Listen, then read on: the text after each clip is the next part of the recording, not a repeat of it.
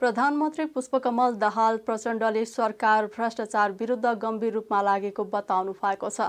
सोमबार काठमाडौँमा राष्ट्र ब्याङ्क नेपाल राष्ट्रिय कर्मचारी संगठनको चौथो केन्द्रीय महाधिवेशन उद्घाटन गर्दै प्रधानमन्त्री प्रचण्डले अनियमितता र भ्रष्टाचार नियन्त्रण नभई सुशासन प्रवर्धन हुन नसक्ने भन्दै सरकार भ्रष्टाचार विरुद्ध गम्भीर रूपमा लागेको बताउनु भएको हो। भ्रष्टाचारीहरूलाई कारबाही गर्ने दिशामा सरकारले चालेको कदमप्रति आम जनताले समर्थन र ऐक्यबद्धता गरेको भन्दै उहाँले भ्रष्टाचारीहरूलाई कुनै पनि बहानामा बचाउने काम नहुने स्पष्ट पार्नुभयो।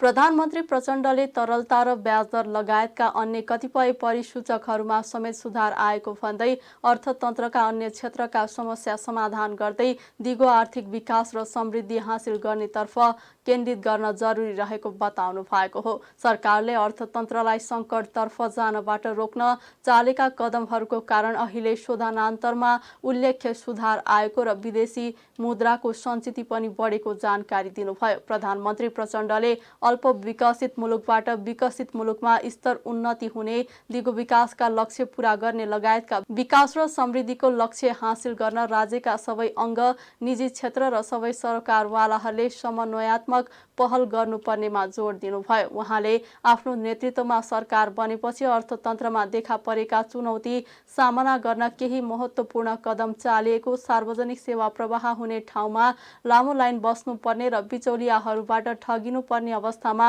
सुधार भएको र किसानहरूले सहज रूपमा पाउने गरी मलको आपूर्ति सुनिश्चित हुन लागेको धारणा राख्नुभयो। विश्वलाई नै आक्रान्त पारेको कोभिड-19 को महामारी र पछिल्लो समयको रुस युक्रेन युद्धबाट आपूर्तिमा आएको अवरोधले नेपालको अर्थतन्त्र र जनजीवनमा गम्भीर असर पर्न गयो। आर्थिक क्रियाकलाप सुस्त हुन गएकोले आर्थिक वृद्धि पनि अपेक्षा अनुसार हुने अवस्था रहेन। गत आर्थिक वर्षमा शोधान्तर घाटा उच्च रहेको थियो भने विदेशी विनिमय सञ्चिति न्यून स्तरमा झरेको थियो। सरकारले अर्थतन्त्रलाई सङ्कटतर्फ जानबाट रोक्न चालेका कदमहरूका कारण अहिले शोधान्तरमा केही उल्लेख्य सुधार आएको छ र विदेशी मुद्राको सञ्चिति पनि बढेको छ। त्यसैगरी तरलता र ब्याजदर लगायतका अन्य कतिपय परिसूचकहरूमा समेत सुधार आउँदै गएको छ। अब हाम्रो ध्यान अर्थतन्त्रका अन्य क्षेत्रका समस्या समाधान गर्दै दिगो आर्थिक विकास र समृद्धि हासिल गर्नेतर्फ केन्द्रित हुन जरुरी छ। यसअघि भइआएका र गरिआएका कामको निरन्तरताबाट मात्र हामी अघि बढ्न सक्दैनौँ। रेडिकल रिफर्म भन्न मन पराउँछु आजकल म। आमूल सुधार, सामान्य सुधार होइन, आमूल सुधार र संरचनात्मक रूपान्तरणको आवश्यकता देखिएको छ। अल्प विकसित देशबाट विकसित देशमा स्तरोन्नति हुने, दिगो विकासका लक्ष्य पूरा गर्ने लगायतका विकास र समृद्धिको लक्ष्य हासिल गर्न राज्यका सबै अङ्ग, निजी क्षेत्र र सरकारवालाहरूले समन्वयात्मक पहल कदमी लिन जरुरी छ। हामीले राजनीतिक क्षेत्रमा पक्कै पनि महत्त्वपूर्ण परिवर्तन हासिल गरेकै हो, तर त्यसै मुताबिक जनताको आर्थिक सामाजिक स्तरमा परिवर्तन हुन सकेको छैन। यसबाट आम जनमानसमा एक प्रकारको निराशा पैदा भएको कुरा पनि साँचो हो, जुन विभिन्न माध्यमहरूबाट प्रकट भइआएको हामीले देखेका र महसुस गरेका पनि छौँ। हामीले व्यवस्था बदले पनि अवस्था बदल्नमा केन्द्रित हुन सकेनौँ। यसका लागि हामीले सबैजसो क्षेत्रमा फड्को मार्ने किसिमले काम नगरी आम नागरिकको अवस्थामा परिवर्तन हुने देखिएको छैन। सङ्घीय संरचनामा गएपछि देश, सङ्घ, प्रदेश र स्थानीय तहले सार्वजनिक सेवा प्रवाह र विकास निर्माणका कार्यलाई अझ छिटो, छरितो र गुणस्तरीय बनाउन सक्ने आधार तयार भएको छ। 3 तहको नयाँ संरचनालाई कार्यान्वयनमा ल्याउन आवश्यक पर्ने कानुन, कार्यविधि, पूर्वाधार निर्माणका प्रमुख कार्यहरू सम्पन्न भएका छन्।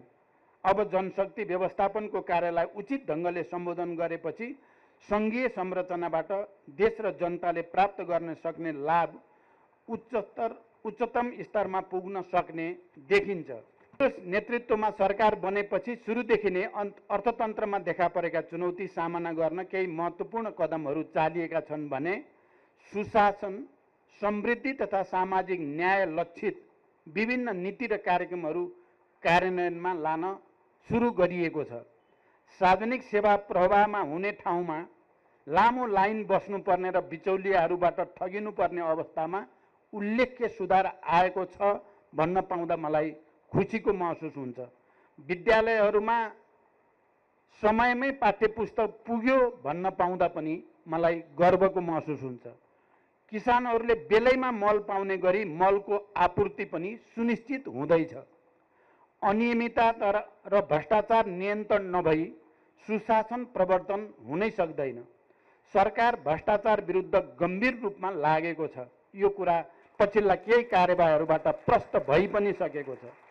भ्रष्टाचारीहरूलाई कारबाही गर्ने दिशामा सरकारले चालेको कदमप्रति आम जनता, बौद्धिक समुदाय र विभिन्न माध्यमबाट प्राप्त भइरहेको समर्थन र एकबद्धताका लागि म सबैप्रति हार्दिक आभार प्रकट गर्न चाहन्छु। त्यसबाट प्राप्त ऊर्जाले अझ थप शक्तिका साथ सुशासनमा अघि बढ्न प्रेरणा मिलेको छ। देशमा अन्य क्षेत्रमा केही प्रगति भए तापनि उत्पादन र रोजगारी वृद्धितर्फ हामीले प्रगति गर्न अझै सकेका छैनौँ।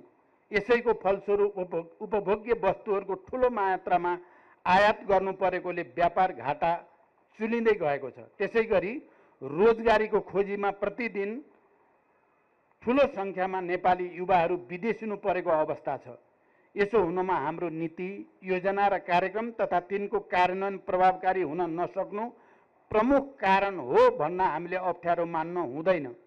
यस अवस्थालाई मनन गरी अब हामीले हाम्रा नीति, योजना र कार्यक्रममा पुनरावलोकन गर्नुपर्ने देखिएको छ र प्रभावकारी हुन नसकेका कतिपय कार्यक्रमहरूलाई खारेज गरेर नयाँ कार्यक्रम कार्यान्वयनतर्फ लाग्न आवश्यक छ र सरकार त्यसै दिशातिर अगाडि बढ्दैछ।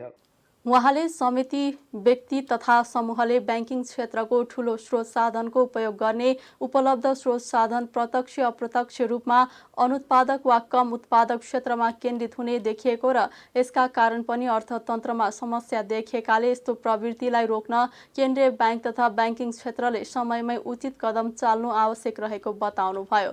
राष्ट्र ब्याङ्कले हालै मौद्रिक नीतिको त्रैमासिक समीक्षा मार्फत उद्योगी व्यवसायीलाई केही राहत दिने व्यवस्था गरेको भन्दै उहाँले आगामी दिनमा लगानी र आर्थिक क्रियाकलाप बढाउन मद्दत पुग्ने विश्वास व्यक्त गर्नुभयो।